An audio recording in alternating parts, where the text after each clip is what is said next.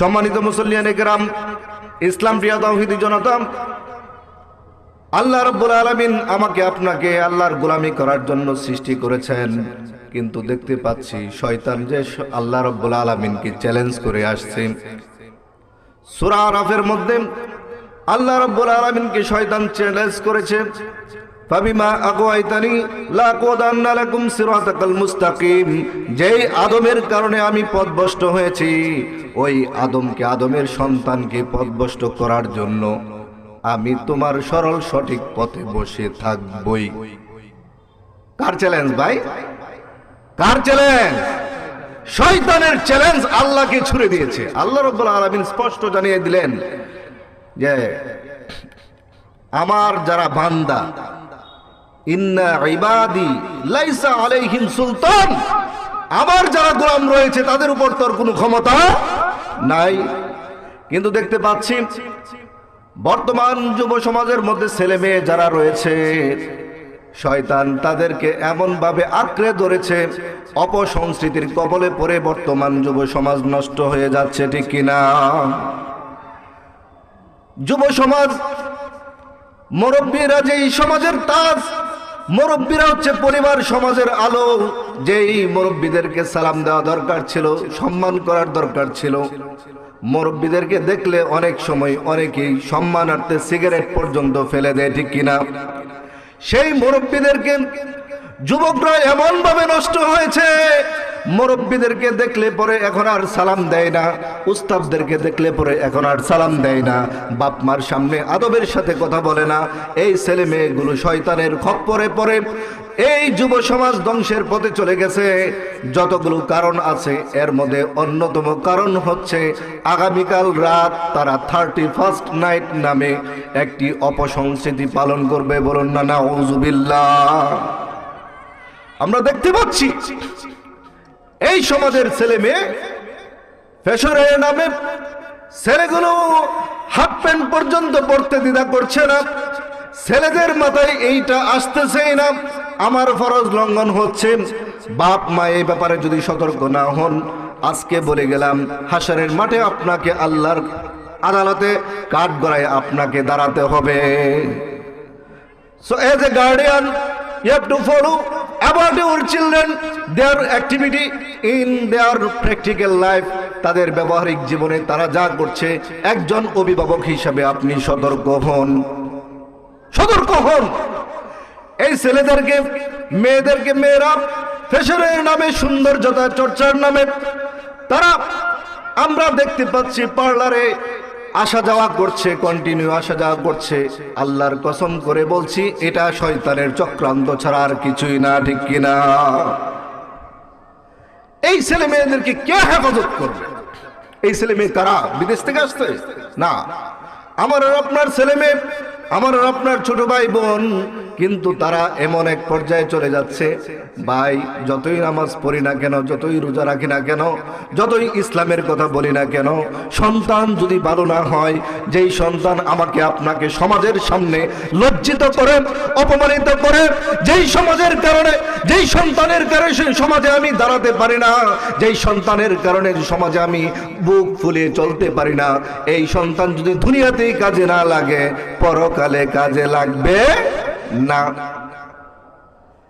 আগামীকাল রাত এই বাংলাদেশের মধ্যে একটি অপসংস্কৃতি, যেটা হচ্ছে 31st নাইট নামে, তারা নতুন বর্ষ উদযাপনের নামে অশ্লীলতা, বেহায়াপনা মূলক একটি কাজ করবে। এটার ইতিহাস আমরা জানি না।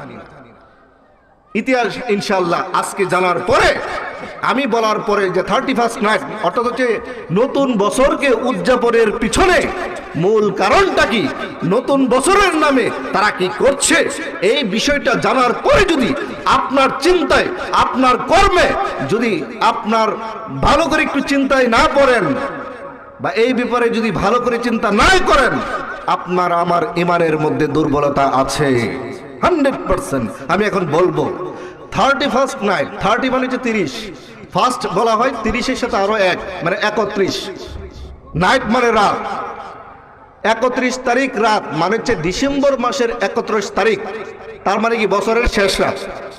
আচ্ছা, এই দিন তারা নতুন বছর উদযাপনের নামে 12টা 1 মিনিটে এই যুব সমাজগুলো, ছেলে মেয়েগুলো এমন সব অশ্লীলতা বেহায়াপনা করবে যেগুলো শয়তান তাদেরকে এই পথে নিয়েছে। এগুলো একটা ইসলামের কাজ নয়, বরং কার কাজ? শয়তানের কাজ। এখন 12টা 1 মিনিটে হবে কেন? এই রাতে হতে হবে কেন? এটার কারণটা একটু বোঝার চেষ্টা করি। ও ভাই, 12টা পর্যন্ত 31 তারিখ, কিন্তু 12টা 1 মিনিটে কয় তারিখ ভাই? 1 তারিখ, জানুয়ারি মাসের 1 তারিখ। তাহলে একদিন 31 তারিখ, আর 1 মিনিটের ব্যবধানে 1 তারিখ। তাহলে 1 মিনিটের ব্যবধানে এখানে কয় বছর পড়লো বলেন তো? কয় বছর? 2 বছর। একটা হচ্ছে পিছনের বছর, যেই বছরটা শেষ, যেমন আগামীকাল শেষ হয়ে যাবে, আরেকটা হচ্ছে সামনের বছর, নতুন বছর। তাহলে 2 বছর। এইটা এখানে উদযাপন করতে হবে কেন? জানুয়ারি মাসের নামকরণ করা হয়েছে রোমান দেবতা জানুসের নামে। ভালো করে বোঝার চেষ্টা করেন। জানুয়ারি মাসের নামকরণ করা হয়েছে রোমান দেবতা জানুসের নামে। জানুস দেবতার 2টা মুখ, যেমন আমার সামনের সাইড, মাথা একটাই, কিন্তু এই মুখের যে আকৃতি পিছনের সেম আরেকটা আকৃতি। তাহলে এক ব্যক্তির মুখ কয়টা ভাই? 2টা। ওই রোমান দেবতা ওই জানুসের 2টা মুখ রাখার পিছনে কারণ হচ্ছে রোমানরা বিশ্বাস করত ওই জানুস নামক দেবতাকে, তার যেহেতু 2টা মুখ হচ্ছে, পিছনের মুখটা হচ্ছে গত বছর মানে শেষ বছর, আর সামনের মুখটা হচ্ছে ভবিষ্যৎ অর্থাৎ নতুন বছর। তাই জানুস নামক দেবতাকে যদি আমরা খুশি করতে পারি, তাহলে সে যেহেতু অতীত জানে, গত বছরের নিয়ন্ত্রণ তার হাতে, অতীতের ব্যাপার স্যাপার তার হাতে, এই জানুস নামক দেবতা যদি খুশি করতে পারি, তাহলে পিছনের যত গুনাহ আছে সে আমাদের মাফ করে দিবে। বলেন নাউজুবিল্লাহ। এখন সামনের মুখ, রোমানদের বিশ্বাস হচ্ছে যে যেটা সামনের মুখ সেটা হচ্ছে নতুন বছর। তাই তাকে যদি আমরা খুশি করতে পারি, তাহলে নতুন যে বছরটা, বছরের শুরুতেই আমাদের এই পুরা বছরটাই ভালো যাবে। বলেন না নাউজুবিল্লাহ। তাহলে বলেন, এটা কি নতুন বছর পালন হচ্ছে নাকি মূর্তি পূজা করা হচ্ছে ভাই? মূর্তি পূজা করা হচ্ছে। তার মানে নতুন বছর পালনের নামে যুব সমাজ মূর্তি পূজা পালন করছে, অথচ আমরা এই ব্যাপারে বেখেল, আমরা কিছুই জানার চেষ্টা করছি না। আজকে বাসায় যাওয়ার পরে প্রয়োজনে আজকে রাতে, সময় না পাইলে আগামীকাল সকালে আপনার উপযুক্ত ছেলে মেয়ে যাদেরকে নিয়ে আপনি চিন্তিত থাকেন তাদেরকে ডেকে একটা পারিবারিক মিটিং করেন। পারিবারিক মিটিং করেন, আপনার ছেলে মেয়েদের ডাকেন, বলেন বাবা তুমি এই 31 তারিখের নামে, নতুন বছর উদযাপনের নামে কোন অনুষ্ঠানে যাও না। মেয়েকে বলেন এই ধরনের অনুষ্ঠানে যাওয়া মানে হচ্ছে জানুস নামক দেবতার গোলামি করা, ইবাদত করা, উপাস্য করা, যেটা আমাদের ধর্মে নাই। ঠিক কিনা ভাই? আছে মূর্তি পূজা আছে আমাদের। তাহলে নতুন বছরের ভিতর দিয়ে জানুস নামক দেবতার পূজা করাইতেছে মুসলমানদেরকে। শয়তান যে চ্যালেঞ্জ করেছিল, সেই চ্যালেঞ্জের ফসল কি পাওয়া যাচ্ছে কিনা? তাহলে এই ব্যাপারে যদি আমি আপনি সতর্ক না হই, গট বাঁধা এভাবে ছেড়ে দেই, তাহলে এই যুব সমাজগুলো আরো নষ্ট হয়ে যাবে। গেল একটা বিষয়, অপসংস্কৃতি। এই যে বললাম মুরব্বীদেরকে সম্মান না করা একটা অপসংস্কৃতি। আচ্ছা, তাহলে আজানের পরে জি এখানে আজান হবে না? আজান দেন।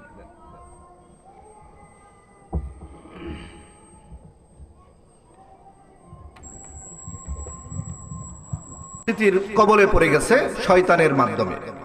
তো এর মধ্যে বললাম একটি অপসংস্কৃতি হচ্ছে যুবকরা আদবকে ভুলে গিয়ে বেয়াদব হয়ে গেছে, তাদেরকে বুঝাতে হবে, দিন বুঝাতে হবে।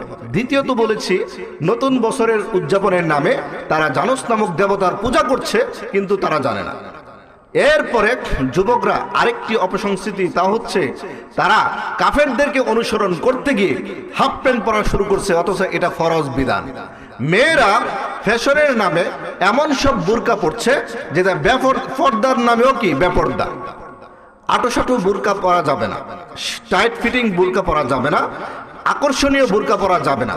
যদি আটু সাটু অথবা বোরকার মধ্যে এমন কোনো কাজ থাকে যেই মানে বোরকার মাধ্যমে পরপুরুষ আকৃষ্ট হয়, রাস্তাঘাটে বের হলে অন্য পুরুষ তার প্রতি নজর দেয়, কুনজর দেওয়ার সাথে সাথে যে দিবে এবং যেই মেয়ের প্রতি দিবে, এই মেয়ে সুযোগ করে দিয়েছে, দুইজনেই জেনার গুনাহগার হবে। সুতরাং এইগুলো হচ্ছে অপসংস্কৃতি লালন করা হচ্ছে। এরপরে আপনার বলেন, আপনারাই বলেন, বিয়া বাড়ি, বিয়ার যে অনুষ্ঠান, বিয়া ইসলামে কি ভালো অনুষ্ঠান নাকি মন্দ অনুষ্ঠান? বিয়া জিনিসটা কি ভালো না মন্দ? অবশ্যই ভালো। ফানকিহু মা তাবা লাকুম মিনান নিসা। আল্লাহ সুবহানাহু ওয়া তাআলা বলেছেন তোমরা পছন্দ মতো বিয়া করো নারীদের। তাহলে বিবাহ করাটা ইসলামের একটি বিধান। তো বিবাহ আল্লাহর বিধান। এই বিবাহ অনুষ্ঠানের নামে আপনার আমার ছেলে মেয়ে টাকা জমিয়ে আপনার আমার কাছ থেকে টাকা এনে কাফেরদের সংস্কৃতি বীরের বাজনা বাজায়, আমি আপনি কোথায় থাকি? কয়েকদিন হইতো, বিয়ে কি প্রতিদিন হয় নাকি? যুবকরা একদিনই করবো, আছে একটু আনন্দ ফুর্তি করুক। কিছু মুরব্বীরা আছে, বাবারা সাবধান হন, বিয়ে কি প্রতিদিন আপনার বাড়িতে নাকি? যে একদিন করুক আর 30 দিনের, ওই যে 30 দিনের মধ্যে একদিন করলো, 29 দিন করলো না। বিষয়টা তো আসলে এমন না। গান বাজনা এটা শয়তানের মন্ত্র, কুমন্ত্রণা।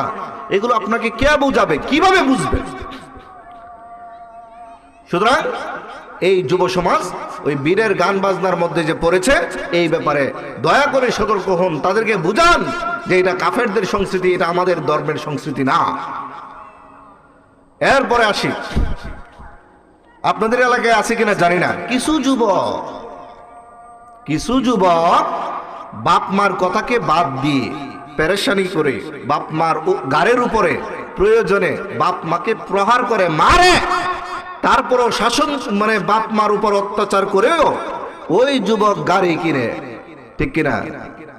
বাপ মার অনেক সময় সামর্থ্য থাকে না, রেন করে হইলো কি ছেলে গাড়ি না দিলে ছেলে অত্যাচার শুরু করে। মোটর সাইকেল কেনার পরে মাশাআল্লাহ এমন গতিতে চালায়, আমার কাছে মনে হয় হয়তো সে আজরাইলকে ধরার জন্য চেষ্টা করছে, না আজরাইল তারে দৌড়াইতেছে। আপনাদের এলাকায় আছে কিনা আমি জানি না, ঠিক আছে? আমাদের মাশাআল্লাহ কটিয়া দিতে এমন কিছু হয়েছে এবং সাথে সাথে জাগাত স্পট ডেথ, মানে জাগাত মারা গেছে, মানে সে কোত্থেকে থাকে যে গাড়ি ধরা এটা সে বুঝে না। সুতরাং এটা আরেকটি অপসংস্কৃতি। এই সকল ব্যাপারে যদি সতর্ক না হন, শুধু ফজিলতের ওয়াজ পড়লাম, এটা হইলে দইব, দুনিয়ার সব দিয়ে আপনারা ভরে ফেললাম, এগুলোকে সামলাইব। ভাই রাগ করতেছেন আপনারা? আমরা ছোট মানুষ 50,000 টাকা 1 লাখ টাকার ভক্ত হইলেছেন, আমরা কথা মজা লাগতো, মানুষ ভরা থাকতো, বুঝেন না এই কথাটা? আমরা হচ্ছে বাইরে আয়োজন করছে, আমরা আসছি, তাহলে বিনা টাকার বক্তা, তো বিনা টাকার বক্তা আর কি কইব? যেগুলো বলার আমরা যা শুনবো, এশার নামাজ পড়ে খাওয়া দাওয়া কইরা, এরপরে ভারত থেকে বক্তা আসবে, এরপরে আরো বড় বড় বক্তা আসবে, হেরার কথা শুনতে হইব, এর আগে ঘরে বসে থাকলেই চলবে।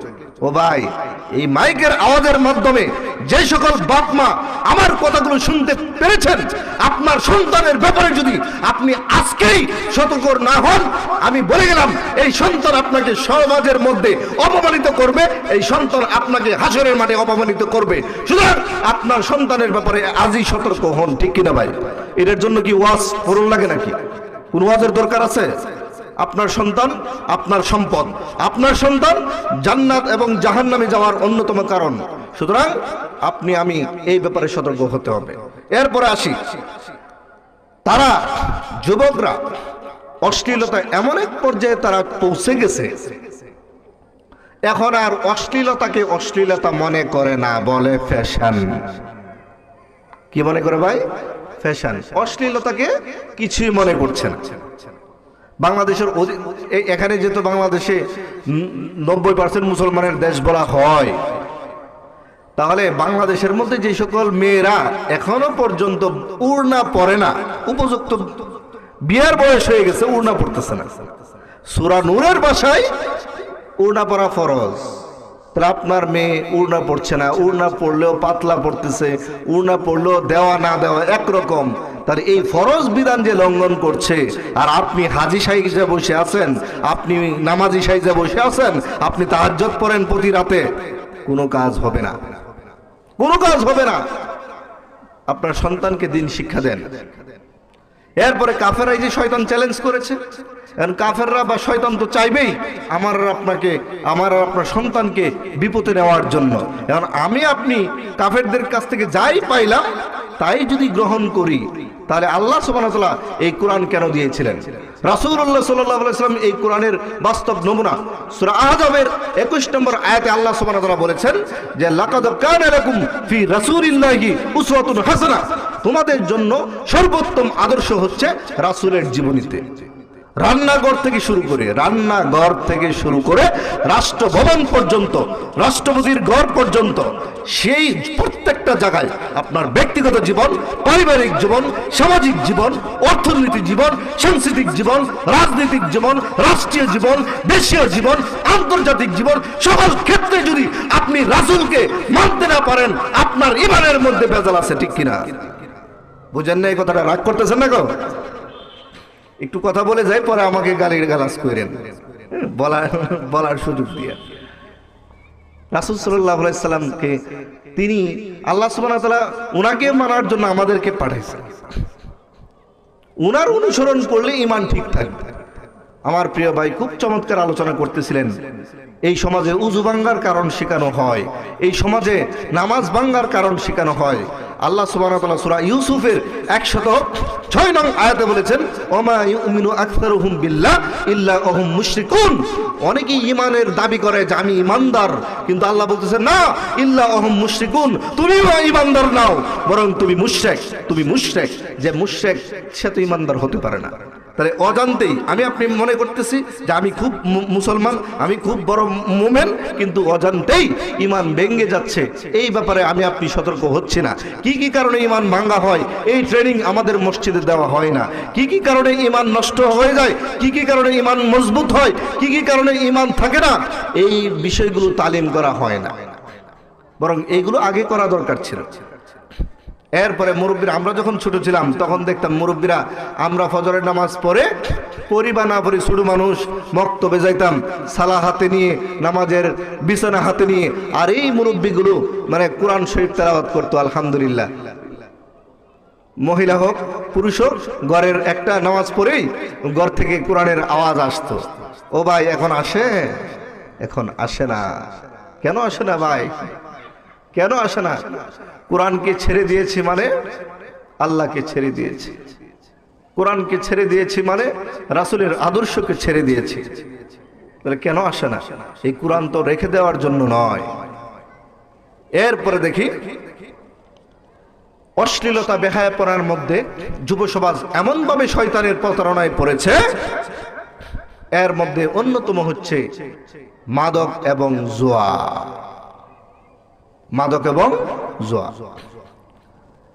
মাদকের ভয়াবহতা এমনভাবে আক্রান্ত করেছে, ভালো করে একটু বুঝেন। মুরব্বীরা এখানে যারা আছেন তারা এখন আমার বিপক্ষে চলে যাবেন এখন যে কথাটা বলবো।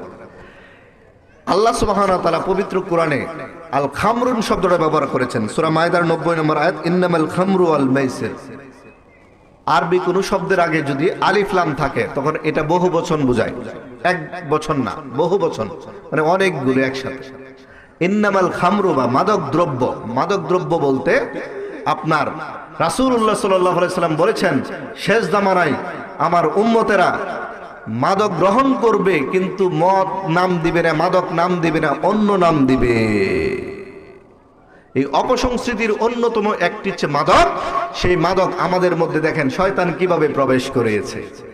এক হচ্ছে সরাসরি মদ, একটা শ্রেণী সরাসরি মদ খাচ্ছে, এটার নাম ফেন্সিডিল বলে, ঠিক আছে, ফেন্সিডিল বলতেছে। কিন্তু এখন আমি আপনি যারা নামাজ পড়ি বা মুসলমান, সাধারণ মুসলমান, আমাকে আপনাকে যদি শয়তানে আয়েশা বলে প্লিজ টেক ইট, এই নেন, হ্যাঁ মদটা গ্রহণ করেন, আপনি খাবেন না। এই জন্য শয়তান কত চালাক, স্পিডের নামে, টাইগারের নামে, বুলডোজারের নামে, মজু হচ্ছে আমাদের দেশীয় পণ্য, এরপরে 7-আপের নামে, কোকাকোলার নামে, পেপসির নামে মদ আমাদের সামনে হাজির। হালালও খায়, হারামও খায়। আবার এখন কি হুজুররা বাদ যাইব নাকি? আমরা হুজুররা সামনে এখন কি দেওয়া দরকার? শয়তান মাশাআল্লাহ সুন্দর করে জর্দার কোটটা দিয়ে দিছে, নেও তুমি খাও না হুজুর, তুমিও খাও, তুমি বাদ যাবে কেন? এই জন্য আমরা কিছু হুজুররা এই মাদক দ্রব্য জর্দা, যেটা সিগারেটের ভিতরে থাকে সুগা, এই সুগাটা যখন কোটটার ভিতরে আসে এবং এটার ভিতরে এক্সট্রা কেমিক্যাল যুক্ত করা হয়, তখন এটার নাম হয়ে যায় জর্দা। উপাদান একটাই। আল্লাহ রাব্বুল আলামিন